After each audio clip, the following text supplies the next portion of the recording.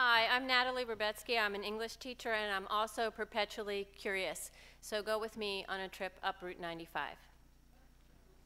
Most times commuting Route 95 through Baltimore, my eyes are closed and my mouth is a slack. While my husband is driving, what is there to see? Well, one day I said, what is there to see?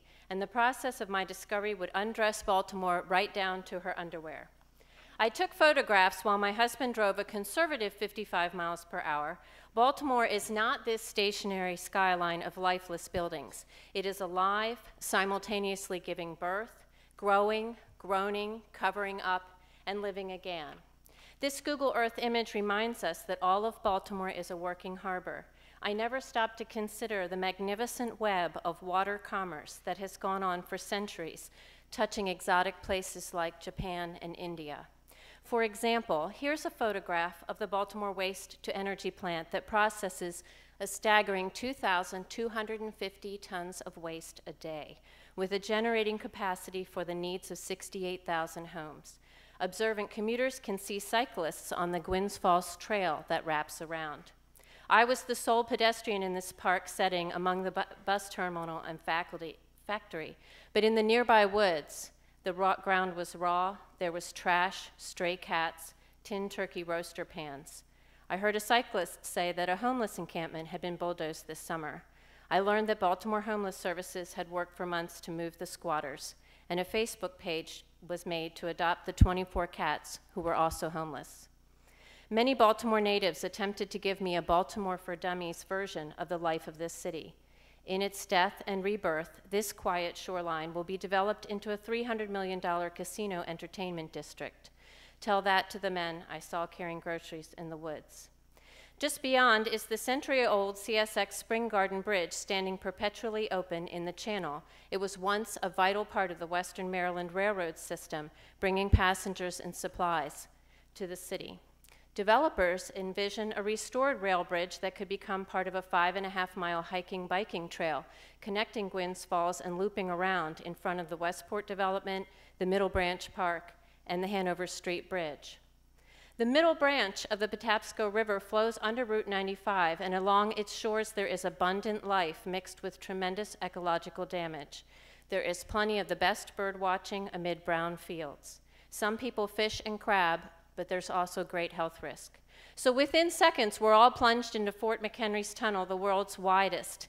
Each inbound portal simulates daylight with high-intensity lighting and white pavement to eliminate the dark hole effect. The tunnels are cleaned on a 6-week rotating basis. Exiting, we're encountering the contrast of black and white, part of the enormous Canton Marine Terminal. This black building to the right is an old grain elevator considered state-of-the-art when it was built in the 1920s, testifying to Baltimore's dominance in grain. Now it's coal. These enormous cranes in the distance are recent additions, the Star Wars-like Seagirt terminal cranes, the largest of their kind. They'll receive cargo from the newly widened Panama Canal, and the harbor has been dredged deeper for the ships. The black coal is being readied for shipment to major world consumers like China and India. CSX Consol Energy ships over 12 million net tons of coal per year, the largest coal terminal on the East Coast. In stark white contrast are the piles of salt stored until winter by Ruckert Terminal Corporation, whose motto I, as a teacher, wholeheartedly support. Think snow. Ice is nice. This salt, 1.5 million tons of it is rock salt that is mined from the Tarapaca Desert of Chile, and solar salt evaporated from the Baja Peninsula. In a harsh winter storm, 600 trucks per day can be sent out to treat the roads and the bridges. Leaving the water and turning north to your right, you see the Baltimore Travel Plaza and a wedge of cemetery in the foreground. I dragged my son there for a look-see, and we discovered not one, but 5 cemeteries, some maintained and some in bad shape. Even next to the roaring highway, the cemetery felt isolated and eerie. In death, there is still change. To construct Route 95, many of the bodies were removed and reburied. The earliest burials on this land date back to the 1800s. I'm sure they thought these were eternal resting places. I examined the displaced list of bodies that was published in the Baltimore Sun. Curiously, the list ends not with a body, but with an amputated leg, first buried in 1926. I ended with the dead, but this project has taught me that the city is alive, and what appears permanent is only temporary. Here's the Hawkins Point hazardous waste landfill near the Key Bridge.